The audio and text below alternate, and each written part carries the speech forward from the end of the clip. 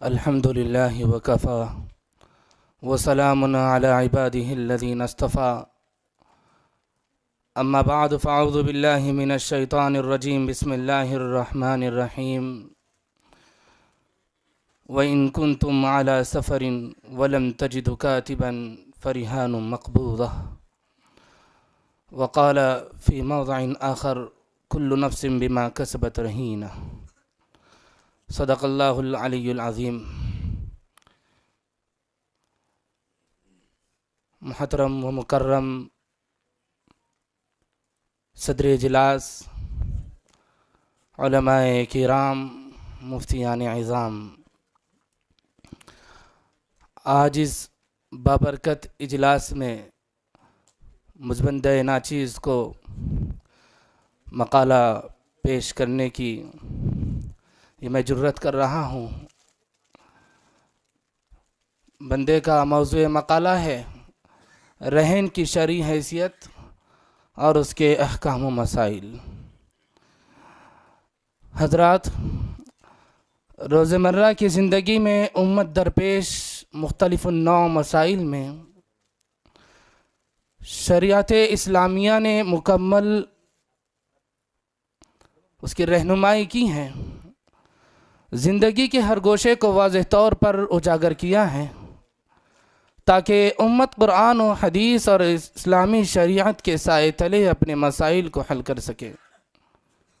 لیکن بعض دفعہ معاشرے میں کچھ ایسی چیزیں رواج پاتی ہیں جن کا تعلق شریعت سے بالکل نہیں ہوتا اور لوگ دانستہ اور نادانستہ اسی پر عمل کرتے چلے جاتے ہیں۔ آج معاشرے میں رائج رہن، جس کو علاقائی زبان میں گروی کہا جاتا ہے، اس کا معاملہ بھی اسی قبیل سے تعلق رکھتا ہے، جس میں تقریباً 90% لوگ مال مرہون سے فائدہ اٹھانے کو مباح اور اپنا حق سمجھتے ہیں، حتیٰ کہ راہن اور مرتہن کوئی بھی اس کو قبیح اور غیر شرعی نہیں سمجھتا۔ ضرورت ہے کہ اس کی صحیح اسلامی صورت معلوم کر کے عمل کرنے کی۔ رہن کے لغوی معنی، الرہن هو حبس الشیء، رہن کے اصل معنی حبس اور روک رکھنے کے ہیں۔ قرآن کریم میں ارشاد ربانی ہے کل نفس بما کسبت رہینہ، یہاں رہینہ کا لفظ اسی معنی میں استعمال ہوا ہے۔ فقہ کی اصطلاح میں کسی حق کی وجہ سے کسی شے کو روک رکھنا جس کے ذریعے اس حق کو وصول کرنا ممکن و رہن ہے۔ فجعل الشیء محبوسا بحق یمکن استفاؤہ، رہن کا حق قرآن و حدیث دونوں سے ہے، رہن کا ثبوت قرآن و حدیث دونوں سے ہے۔ قرآن کریم میں اللہ فرماتے ہیں وَإِن كُنتُمْ عَلَى سَفَرٍ وَلَمْ تَجِدُوا كَاتِبًا فَرِهَانٌ مَقْبُوضَةٌ، اگر تم سفر میں ہو اور کوئی لکھنے والا نہ ملے تو کوئی چیز بطور رہن قبضے میں دے دو۔ رہن کا ثبوت حدیث سے، آقا نامدار نبی اکرم شفیع اعظم صلی اللہ علیہ وسلم نے یہودی سے کھانا خریدا اور اپنی زرع بطور رہن اس کے پاس رکھی۔ بخاری شریف کی روایت ہے عائشہ رضی اللہ تعالی عنہا ان نبی صلی اللہ علیہ وسلم اشترى من یہود طعاما الى اجل ورہنہ درعہ او کما قال علیہ السلام۔ ارکان رہن کا رکن ایجاب و قبول ہے، وأما ركن عقد الرهن فهو الإيجاب والقبول، وهو أن يقول الراهن رهنتك هذا الشيء ويقول المرتهن ارتهنت أو قبلت أو رضيت، یعنی جس شخص پر دین باقی ہو وہ رہن کی پیشکش کرے اور دوسرا قبول کرے۔ بعض فقہ کا خیال ہے کہ رہن اپنی اصل اور روح کے اعتبار سے تبرع ہے، لہٰذا اس میں ایجاب کافی ہے، قبول ضروری نہیں۔ رہن کی شرطیں، رہن کے درست ہونے کے لیے جو شرطیں ہیں وہ 4 طرح کی ہیں۔ نمبر 1 خود رہن سے متعلق، نمبر 2 رہن رکھنے والے اور اس شخص سے متعلق جس کے پاس رہن رکھا جائے۔ فقہا کے یہاں رہن رکھنے والا راہن اور جس کا دین یعنی قرض باقی ہو مرتہن کہلاتا ہے۔ تیسرے وہ شرطیں جو خود رہن رکھی جانے والی چیز یعنی مرہون سے متعلق ہوں۔ چوتھے وہ دین جس کے مقابلے میں رہن رکھا جاتا ہے یعنی مرہون بھی سے متعلق شرطیں۔ انہی 4 قسموں کی شرطوں کے ذیل میں رہن کے ضروری احکام آ جاتے ہیں۔ ایجاب و قبول کا صیغہ، خود رہن یعنی ایجاب و قبول کے صیغوں میں ضروری ہے کہ اس کو کسی شرط سے مشروط نہ کیا جائے، اور نہ زمان مستقبل میں رہن کا ایجاب و قبول ہو۔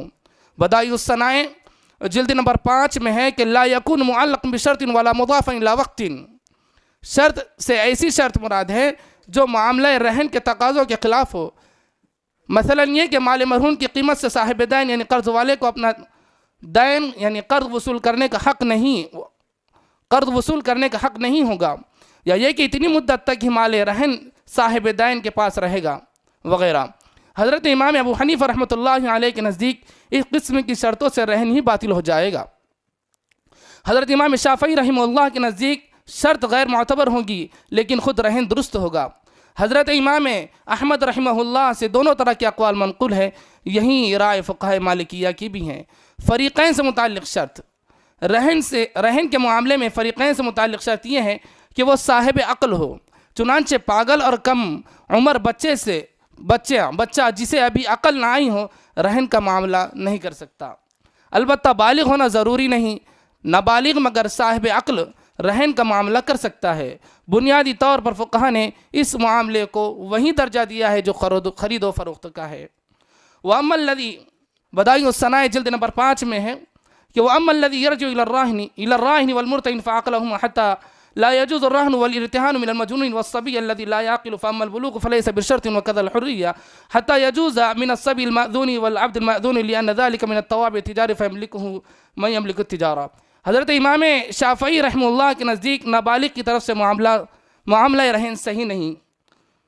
یہ ضروری نہیں کہ معاملہ رہن کا معاملہ کرنے والا سفر کی حالت میں ہو۔ قرآن مجید میں گو رہن کے ساتھ سفر کی قید مذکور ہے، مگر اس کی حیثیت محض اتفاقی ہے۔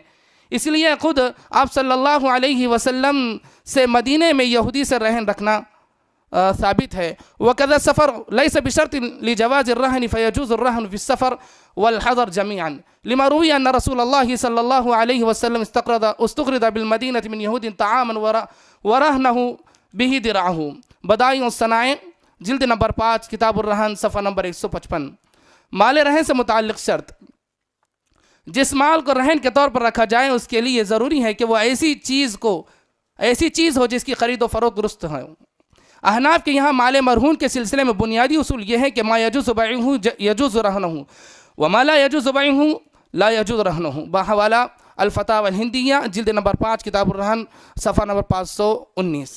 چنانچہ ایسی چیزیں جو موجود نہ ہوں یا جن کے وجود و عدم دونوں کا احتمال ہو ان کا رہن رکھنا درست نہیں۔ مثلا یہ کہ اس سال ہونے والی کھجور کی پیداوار کو رہن رکھتا ہوں، صحیح نہیں ہے۔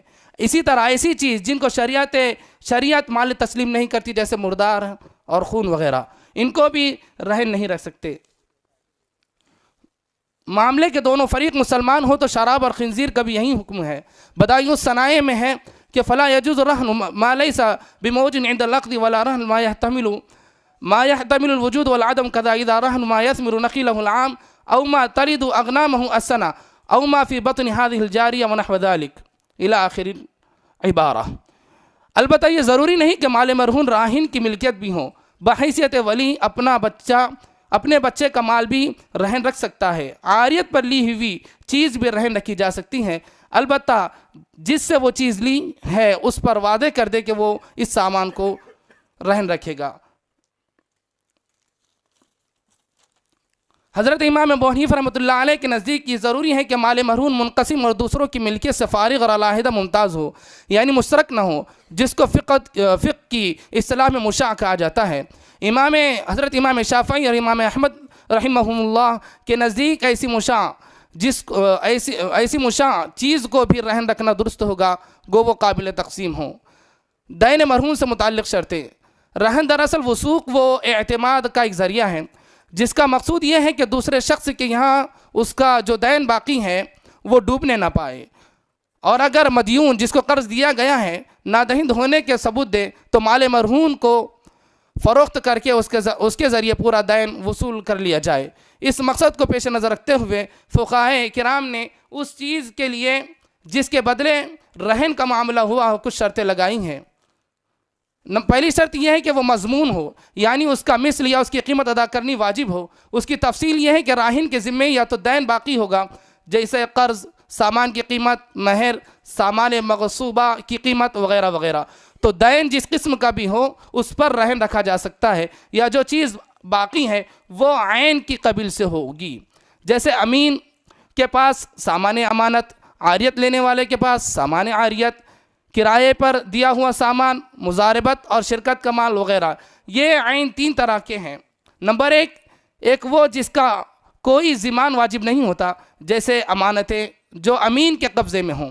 نمبر دو وہ جن کے ضائع ہونے کی وجہ سے اصل میں تو ضمان واجب نہ ہو لیکن وہ قابل ضمانت صورت سے مماثلت رکھتی ہو، جیسے فروخت کیا ہوا سامان جو ابھی بیچنے والے کے ہی قبضے میں نہ ہوں۔ تیسرے جس کا ضمان واجب ہو، جیسے مال مغصوب، مہر یا بدل خلا کے طور پر بدلہ لینے والا سامان وغیرہ۔ رہن اس تیسری قسم کے عین کے بدلے رکھا جا سکتا ہے۔ غرض رہن ایسے حق کو حاصل کرنے کے لیے رکھا جا سکتا ہے جو بہر طور واجب ہوتا ہو اور قابل ضمان ہو۔ اس سلسلے میں ایک اہم سوال یہ ہے کہ اگر ابھی دین یعنی قرض باقی نہ ہو لیکن قرض کا وعدہ کیا جائے تو کیا قرض دینے میں مستقبل کے قرض دہندہ کے پاس کسی سامان کا رہن رکھنا جائز ہوگا؟ حالانکہ ابھی دین کا وجود ہی نہیں ہے۔ قیاس کا تقاضا یہ ہے کہ یہ صورت جائز نہ ہو، لیکن لوگوں کی ضرورت کو دیکھتے ہوئے فقہائے حناف نے اس کی اجازت دی ہے۔ یہی رائے فقہائے مالکیہ کی بھی ہے۔ دوسرے فقہا دین سے پہلے رہن کا معاملہ کرنے کو جائز نہیں کہتے۔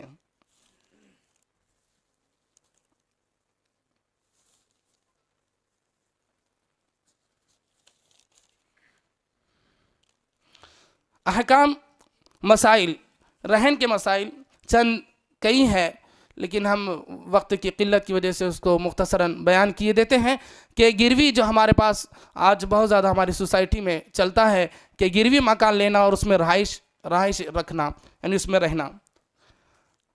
تو اگر آپ کے پاس کوئی شخص مکان گروی رکھتا ہے اور کچھ قرض وغیرہ لیتا ہے تو یہ مکان مرہون یعنی گروی ہے، آپ مرتہن ہیں اور بلا اجرت اس گھر کا استعمال کرنا آپ کے لیے جائز نہیں ہے، لیکن رہن کا مکان میں راہن کی اجازت سے کرائے پر رہ سکتے ہیں۔ لیکن اس صورت میں پہلا معاملہ عقد رہن کا ختم ہو جائے گا اور اس پر اجارہ یعنی کرایہ داری کے احکام جاری ہوں گے۔ اور اگر گروی کے عوض ہی اس میں رہائشی رکھی گئی تو یہ اپنے قرض سے نفع اٹھانا ہے جو شرعاً سود کے حکم میں ہے۔ نیز اس مکان کا کرایہ بھی مارکیٹ ریٹ کے مطابق ہونا ضروری ہے۔ آج ہمارے پاس یہ ہوتا ہے کہ ہم گھر تو رکھتے ہیں، 2 لاکھ روپے میں ہم نے پیسہ دیا ہے، اس کا گھر رکھتے ہیں اور اسے جائز شکل نکالنے کی کوشش کر رہے ہیں کہ وہ گھر تو لے رہے ہیں اور ہم 1000 روپیہ اس کو کرایہ دے رہے ہیں، جبکہ وہ مارکیٹ ریٹ سے بہت گرا ہوا ہے۔ تو یہ سود کے حکم میں ہے، یہ جائز نہیں ہے۔ لا يحل له ان ينتفع، حاشیہ رد المختار علی الدر المختار میں ہے کہ ولا يحل له ان ينتفع بشيء منه بوجه من الوجوه وان اذن له الراهن لانه اذن له في الربا لانه يستوفي دينه كاملا فتبقى له المنفعه فضلا فتكون الربا وهذا امر عظيم۔ دعا کرتے ہیں کہ اللہ تبارک و تعالی ہمیں اس ربا اور سود والی لعنت سے ہم سب کی حفاظت فرمائے اور اللہ تبارک و تعالی ہمیں صحیح سمجھ اور عقل سلیم عطا فرمائے۔ آمین یا رب العالمین۔